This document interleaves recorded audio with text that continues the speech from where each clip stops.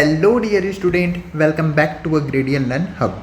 इस वीडियो में हम लोग देखेंगे आपके छत्तीसगढ़ बोर्ड की कक्षा 10वीं का विज्ञान का अध्याय नंबर फर्स्ट जीवों का विकास का परीक्षा बोध गाइड से अति लघुत्तरी और लघु उत्तरी प्रश्नों को देखेंगे। तो चलिए वीडियो स्टार्ट करते हैं।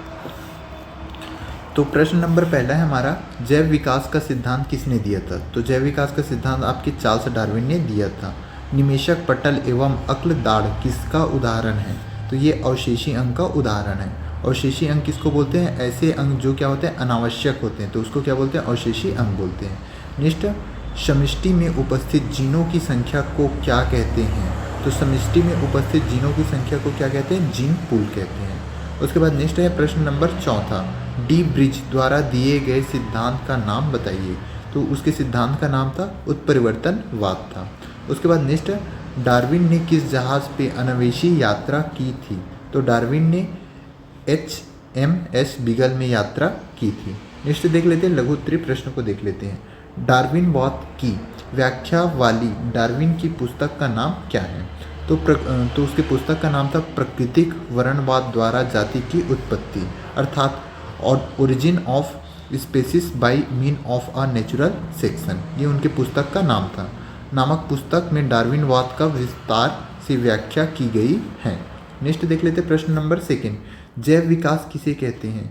विकास या फिर जैव विकास वह क्रिया है जिसके क्रमिक एवं धीमे परिवर्तन के फलस्वरूप सुदीर्घ कालांतर में प्रारंभिक सरल जीवों से नए जटिल जीवों में निर्माण होता है।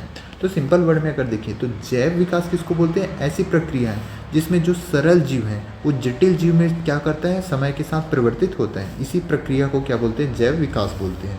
नेक्स्ट देख लेते हैं प्रश्न नंबर तीसरा, जीवों का परस्पर संबंध किस बात को इंगित करता है? जीवों पे परस्पर संबंध इस बात की पुष्टि करता है कि सभी जीव की उत्पत्ति एक समान जीवों से हुई है, अर्थात जैव विकास से हुई है। उसके बाद नेक्स्ट देख लेते हैं प्रश्न नंबर चौथा। प्रश्न नंबर चौथा क्या है? प्राकृतिक चयन किसे कहते हैं? तो प्राकृतिक चयन किसको बोलेंगे?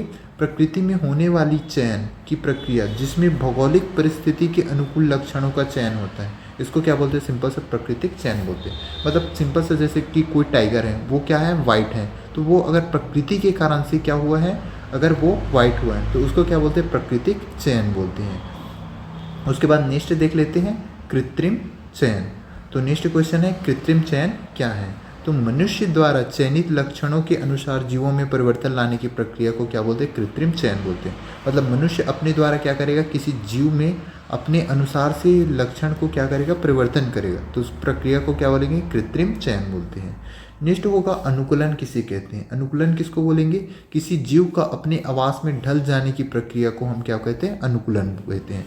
जैसे जम्मू कश्मीर का कोई आदमी है, उसको यहाँ पे लाएंगे तो वो क्या करेगा? उसको बहुत ज़्यादा ठंड गर्मी लगेगा, बट समय के साथ कुछ महीने रहेगा तो वो क्या करेगा? अपने आप को यहाँ के वातावरण के अनुकूल अपने आप को उसके अनुसार अपने आप को ढाल लेगा। इसी को क्या बोलते हैं? आपका अनुकूलन बोलते हैं। मतलब आवास में आपके प्राकृतिक आवास में के अनुकूल ढल जाने की प्रक्रिया को। नेक्स्ट है आपकी जैविक प्रजाति शब्द का क्या अभिप्राय है? तो जैविक प्रजाति किसको बोलते हैं? प्रकृति या फिर जीवों के ऐसे समूह जो आपस में लैंगिक प्रजनन कर सके, उसको क्या बोलते हैं? जैविक प्रजाति माना गया है। उसके बाद नेक्स्ट क्या है आपका प्रश्न नंबर 8, प्राकृतिक वर्ण को परिभाषित कीजिए। अब प्राकृतिक वर्ण किसको बोलते हैं? जीवन संघर्ष में वे ही जीव सफल होते हैं। नेक्स्ट देख लेते हैं प्रश्न नंबर 8वां। तो प्रश्न नंबर 8वां क्या है? प्राकृतिक वर्ण किसी नेक्स्ट देख लेते हैं प्रश्न नंबर 8वां। तो प्रश्न नंबर 8वां क्या है? प्राकृतिक वर्ण को परिभाषित कीजिए। जीवन संघर्ष में वे ही जीव सफल होते हैं जिनके अधिकांश भिन्नताएं वातावरण के अनुकूल होते हैं।